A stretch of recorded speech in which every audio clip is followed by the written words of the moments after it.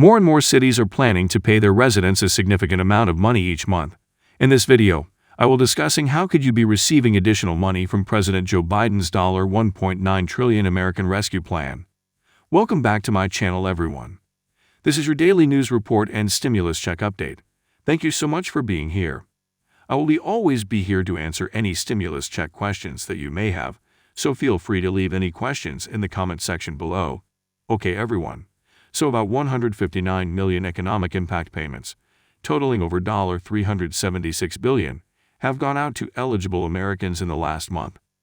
But according to a new survey that was just released, the majority of that stimulus money continues to be spent on groceries, rent, and other monthly bills, even those among the highest-earning households, making $80,000 or more annually, are continuing to struggle because of the crisis, with nearly half saying they will spend their check on basic necessities.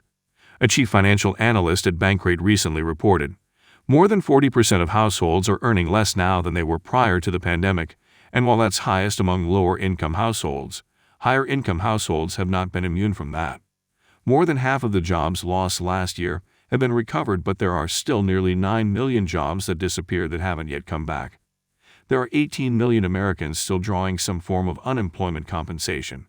A survey shows that 6 in 10 Americans believe the $1,400 won't last them longer than 3 months, while 34% say the extra funds won't even last them 1 month. What are your thoughts on this, everyone?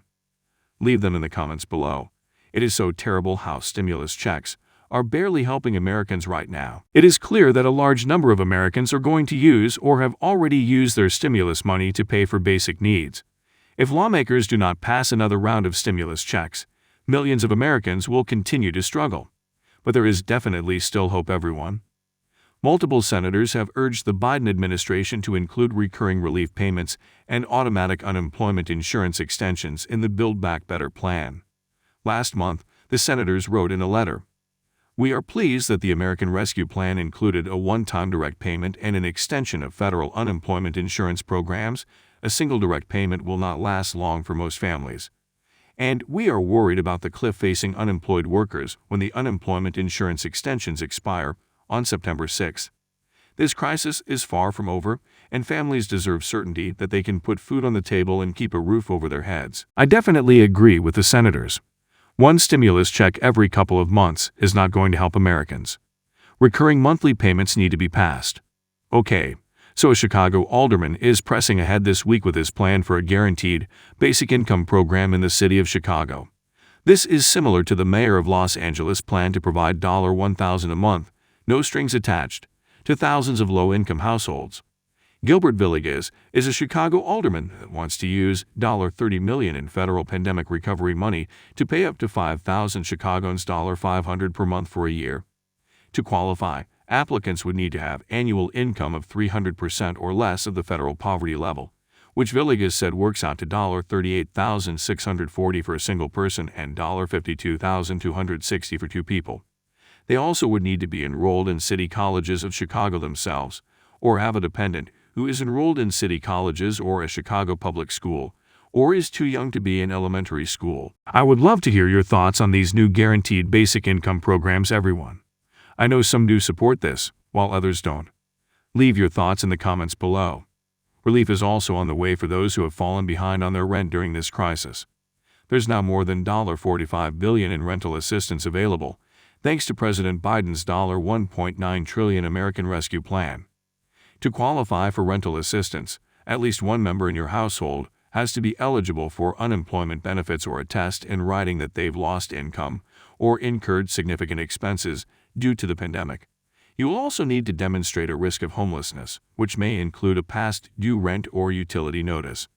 In addition, your income level for 2020 can't exceed 80% of your area's median income, though states have been directed to prioritize applicants who fall at 50% or lower, as well as those who've been out of work for 90 days or more. Many of the programs don't have restrictions on the amount of funds you can receive.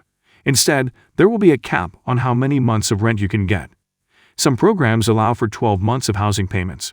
Others may offer funding for as many as 18 months of rent. So if you are worried about being evicted, then definitely apply for the funds, so that you may receive additional relief. If you have any questions in the comments below. That is the end of the video, everyone. I hope you found this video helpful.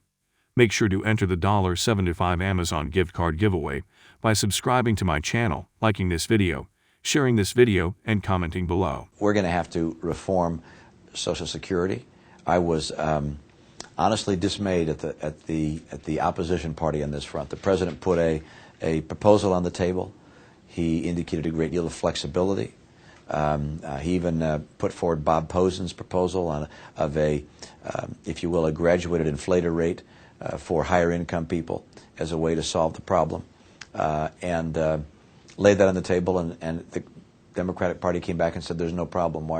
We don't need to solve this," which I thought was not the answer he expected, and certainly not the answer America needed.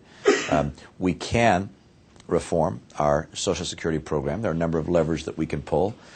I do not like the lever of raising taxes. I think that should be eliminated as the possible course. But there are other suggestions. One is the Posen proposal, which is having having the rate of inflation for the initial Social Security benefit being the CPI index rather than the wage index for people of higher incomes.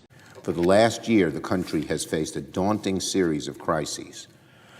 After such a difficult year, it's important to take stock of how the country is finally starting to recover.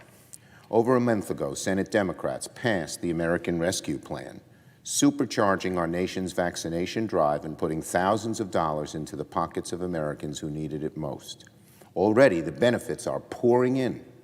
Yesterday, the CDC announced that the country had reached a truly remarkable milestone. Over half of U.S. adults, 130 million Americans, have received at least one dose of the COVID-19 vaccine. It's the result of a rapidly accelerating pace of distribution, which we in the Senate, many of us, pushed for first in the December bill and then in the ARP bill.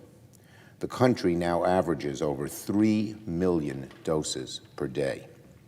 Even better news arrived this morning.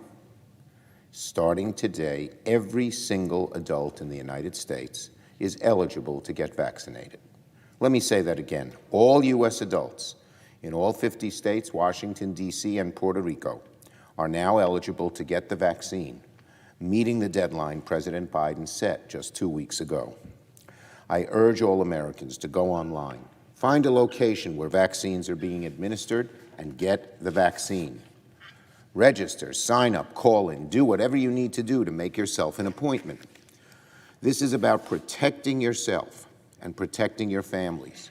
We're on the way to beating COVID-19, but everyone needs to do their part, and part of doing